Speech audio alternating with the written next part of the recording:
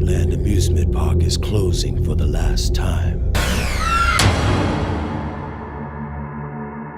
To sell tickets, the owner has a new plan. Suppose something sensational were to happen right here in the park, something terrible even.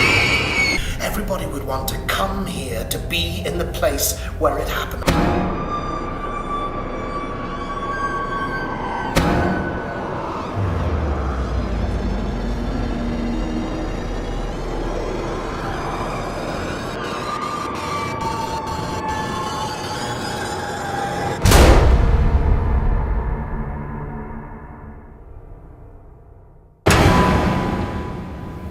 We would never have to worry about profits again.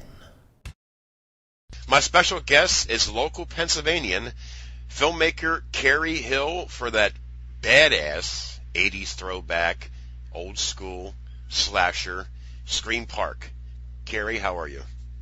I'm good. Thank you very much for the intro. That couldn't open it better myself. Well, a lot of these people who listen to my reviews know that I'm a diehard 80s horror fan. I grew up in the 80s, of course, and I think that's why it's so partial to me. And some films like Bloody Bloody Bible Camp, Mold, these films have that 80s throwback feel. And then I came across your film from another reviewer that he reviewed it, Independent Flicks. I think his name is Jorgen Lundgren, and he posted it on my page, and I looked at it and said, get out. I seen the 80s thing. I said, instantaneously, I had to contact you guys to find out how to get my hands on this film to watch and review. And believe me, people can say what they want to say about no-budget films or low-budget films or anything, but when you make it 80s throwback with the clothes, the music, the killers, I just absolutely brought me back to my youth. And when a movie does that, I don't care how many people don't like the film. If it brings me back to my comfort zone as a youth growing up in the 80s, it's a hit. And I absolutely loved this film for that simple reason. When I was watching this film, I'm thinking stuff like a little bit of Friday the 13th, not the actual story, but the clothes, the stupid kids, the partying, the radio, and you combine it all together. I just absolutely enjoyed this film, and I want to give you a special thanks again for sending me a link to review for my podcast. Oh, absolutely. I'm thrilled you enjoyed it. And you pick up a lot of the stuff. A few people have mentioned specifically the clothes, and it's funny. The film doesn't actually take place in the 80s, but it's supposed to just feel and kind of have that nostalgia quality to it. And you picked up on it absolutely. Yeah. And you're right. Yeah, go ahead. Well, I was just gonna say, I actually got an email from someone who watched it, and they were flabbergasted. And they specifically picked out the shirt that Wendy's wearing in the film, Jennifer. And she's like, "Oh yeah, that's the shirt from Friday the 13th." And it's just funny because when we were doing like clothing design and wardrobe choice and stuff like that, and I said I gotta have a plaid shirt, and I wasn't sure why. It just seems like in all those Friday the 13th movies, some girls always has a plaid shirt on. Right. And it's funny, you put it in, and you think, okay, yeah, that's neat, and then these people pick up on it, and it's like, oh my god, I see that shirt from Friday the 13th Part 2 and everything. It's awesome. Yeah, it is, and you were very clever, Cary. When I say that is, guys like you get it. I mean, I like it when filmmakers try to throw something in the film and see who picks it out. It's one of these tools to connect a person to your film. And I don't know if it was intentional or however, but it worked. And the killers in this film, the mask they were wearing I think it made it more creepier. There's one scene I think I mentioned in the review that the manager and the one girl was standing back. I think it was a tree or something. I can't remember what it was. But it had the angle on these two guys from a distance wearing these masks. And they're looking around. And I thought the movie was well shot. I mean, it was well made. I mean, Do you understand what I'm saying? It just it attracted me to. I said, dude, I like this guy's work. I really dig this. You know what I mean? It's the first one too. I mean, this was the first feature film that I went at this hard and I actually completed. So thank you very much. I mean, that blows me away because this is the first one. And that's what impressed me the most. Is when I found that out. That's what impressed me. I said, this dude has it. I want to work with this dude down the road. I gotta work with this dude down the road because you have the. I mean, let's face it. We're not going to talk about numbers here, but I know it's low budget. Okay, considering, and I know that. See, when I review a film, I mean, people get tired of me sound like a broken record, but when I review a film, the first thing that I focus on is budget. You have to because you can't. Yeah, and it's because you it's can't. a lot like boxing, right? You got heavyweights, lightweights, middleweights. Right. It's not fair if a weight's going up against a heavyweight. Right, and then when this movie kicked off, you had I loved it. Dude, I must have watched this movie 3 times already.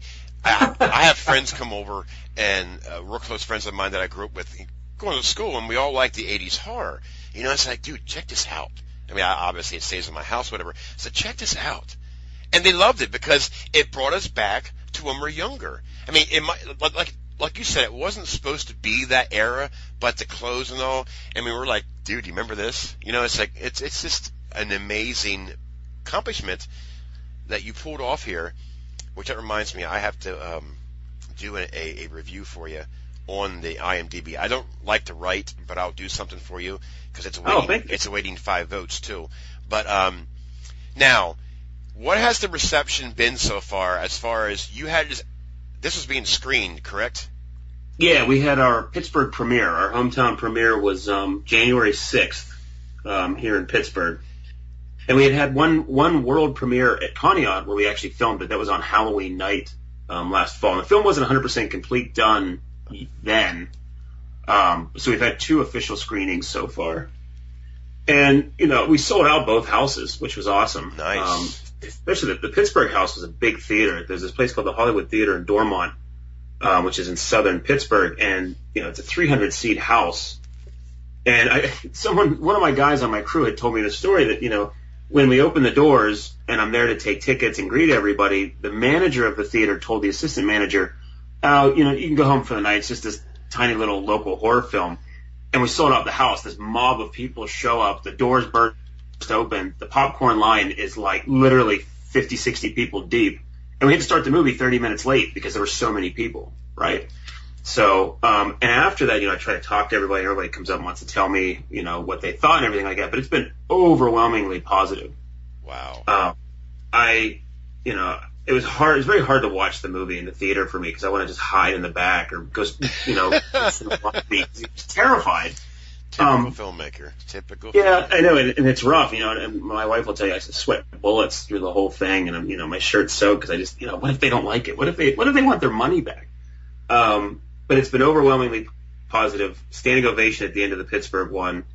And, it's nice because the jokes fall on, people laugh when they're supposed to, they jump when they're supposed to, and, you don't want to be laughed out of a theater from your film. But, I mean, we've got 4 reviews in. I think yours will be the 5th, and they've all been overwhelmingly positive, which is great. So, I mean, it's very encouraging. Like I said, this is the first go at it.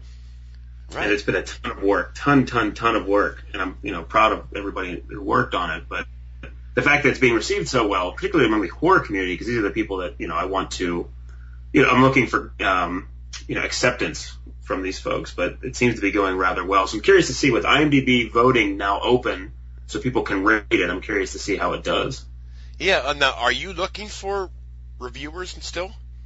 Sure. I mean, anybody who wants to review the film, is welcome to. I trying to build press about it and get the word out. So, I mean, if anybody, is interested in reviewing it or doing a write-up or anything like that, sure. I'm happy to do. I love doing things like this, actually. All right. Well, I will. Not ego, but just because I want people to pick my. I'm going to take part in the Erie Horror Film Festival in October. Nice.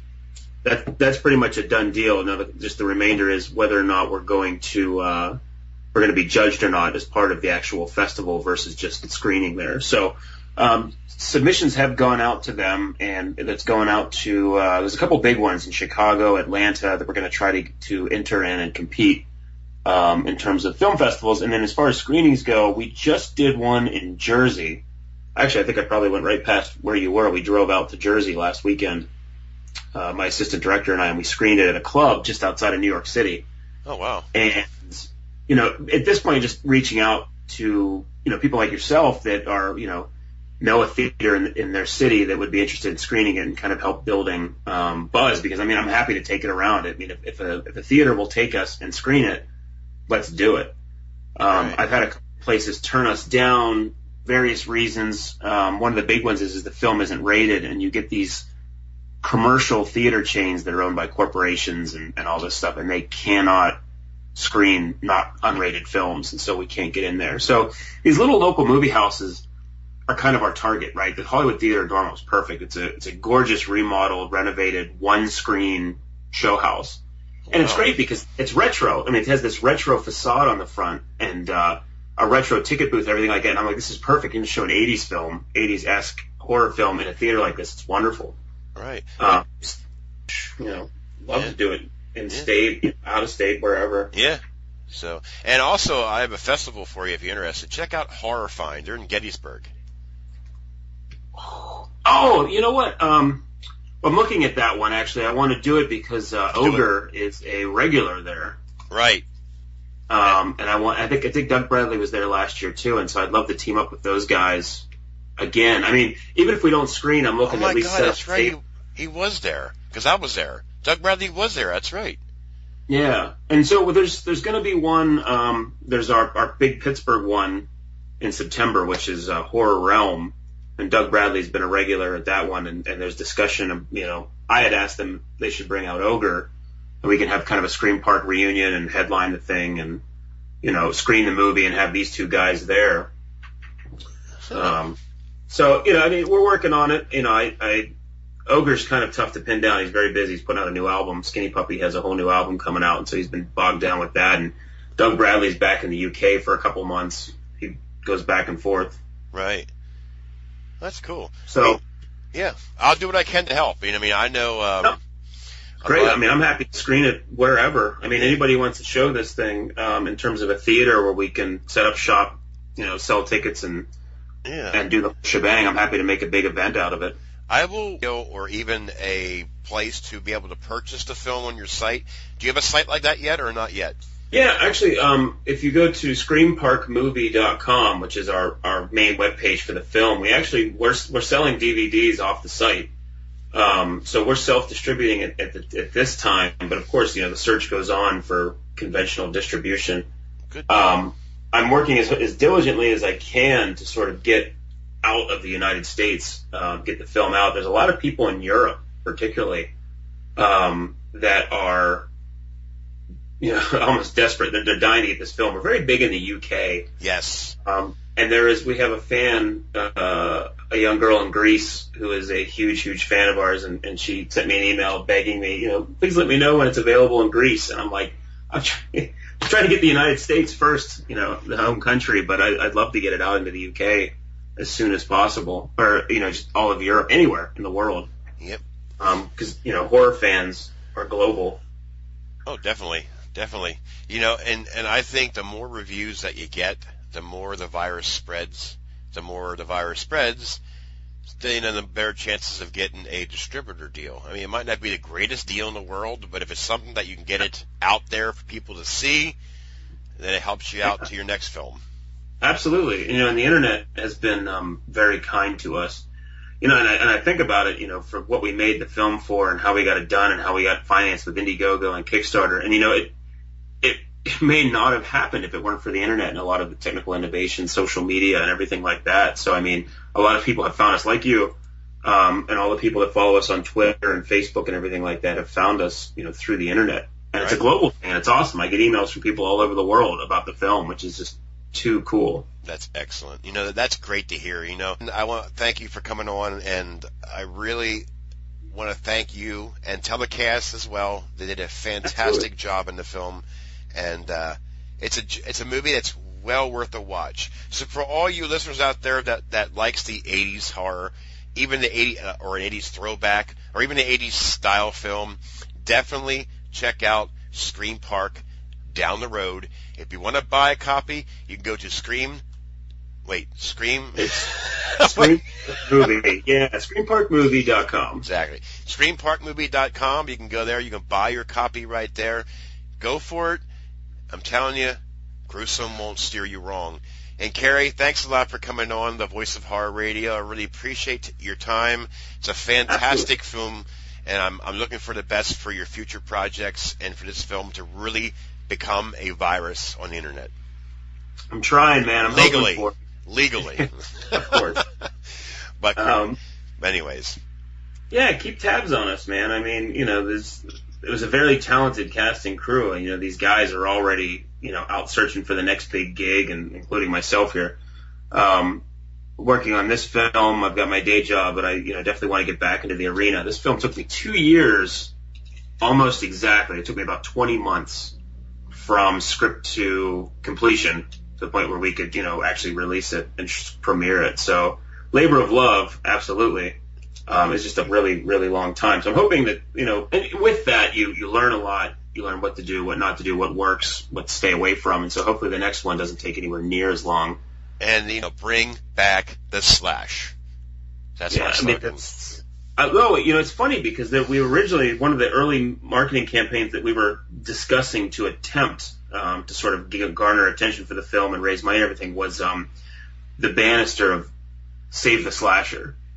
And the whole concept is that one of the reasons why I want to do a film like this at this time was just, you know, I want to do a horror film, but you look around and the thing that's really popular right now is you've got your torture porn flicks, you've got your Saws, your, you know, Hostels, your, you know, those kind of films. And we were fading out of those, but like ghost stories and paranormal are huge right now. You know, it's nothing but exorcism films and ghost stories and Insidious and things like that. And I was like, you know, where's all the slasher films? You're right. Where they seem to have become a joke and a parody of themselves. It was kind of sad, and I kind of missed it. And at the same time, I was like, well, you know, the biggest thing of all right now, the thing that's most popular is nostalgia. Yeah. And so, you know, I wanted to do this film, and so part of the campaign was going to be Save the Slasher. You know, we're drowning in a sea of supernatural and torture porn films, and, you know, this weird miasma of Hollywood horror, and lost in all that was the slasher film. And so, all right, save the slasher, and why not go back and make a film that calls up all the greatest things from that golden age of slasher films? I will tell you what I want to see made. I want a 80s throwback zombie film. That's tough. Well, I mean, it's tough and it's not. I think it's a great request because, you know, one of my favorite horror films is the 1978 Dawn of the Dead, the original one. It's a fantastic movie. And zombies are huge right now. In fact, when people found out I was making a horror film, I knew. They were like, oh, yeah, you're making a movie. Yeah, it's a horror movie. Oh, great. Is it a zombie movie? And I swear to God, 100 people said this to me, and I'm like, no, it's not. Because everybody, I mean, with The Walking Dead, to me, I mean, The Walking Dead's fantastic, but to me, that's jumping the shark. It's gone so far now, it's mainstream. Well, I watched the first season, and that's all I watched so far. So there you go. I mean, yeah, it's not bad. It's just, to me, it's so mainstream now that you've got zombie this, and, you know, World War Z. Maybe World War Z is jumping the shark. You know, you've got Brad Pitt starring in a zombie film. Really? So it seems like it's gotten to the point where it's, you know, okay, you know, time to move on. But I don't know what's going to happen. So I'm hoping that sort of Scream Park and, you know, a lot of these grassroots homegrown films that are made with nothing but love and admiration for the genre versus just sort of properties and franchises will kind of reignite almost like a renaissance. You know, it'd be nice to see a renaissance of filmmaking occur. And the internet's huge. Indiegogo, Kickstarter, these are tools that these filmmakers like myself can use to raise just enough money to get something on the screen, you know, and hopefully it's great and it garners attention and people are kind of looking away from these Hollywood films that are, you know, recycled, reused franchises and just kind of look and go, hey, what's going on over here? Here comes this innovative generation of filmmakers, you know, that are changing things and doing things for themselves. And, you know, you look at Scream Park, like you'd said, you know, you think of how well it was made. So it just goes to show how far characters and plot and just sort of construction of a film can go versus just money. Yeah, you're right. You know, I can go on forever about Scream Park. I mean, I guess I'm probably a diehard 80s guy, but, you know, believe it or not, I've seen 1,000 films. I've reviewed almost 1,000 films, and trust me, when I like something, you would think that I would know what I like and don't like, you know, and, again, there's 3 films that comes to mind now that really blows my mind, and that's Mold, and that's Bloody Bloody Bible Camp, and that's Scream Park. That's the 3 right now that I've seen in the last 2.5 years, almost 3 years, that really stick to my head because it's an 80s style feel movie. Mold, I'm going to have to check out. I've heard of Bloody Bloody Bible Camp. Yeah, Mold is it's a filmmaker out of New York. If you can go to Mold, he has a group. I think he has a group page in Facebook too. You can type it in there. Oh, it has an exclamation point at the end of it. I think. Mold. Yep. Oh, that's great. Yep. And that was a cool movie too. So it had that really nostalgia 80s feel too. Oh man, it reminds me of like those movies like Worms or you know, Attack of the Killer Shrews or any of those, you know, the Blob remake, those kind of films. Amen. I'm excited. I'm going to check this one out. Yeah, it's pretty cool. But anyways, Cary, thank you for coming on. You're a great guest. It was fun, and but anyways, thanks a lot. Yeah, absolutely. Stay in touch. Let me know how this works out. You know, anything else you'd ever need from me.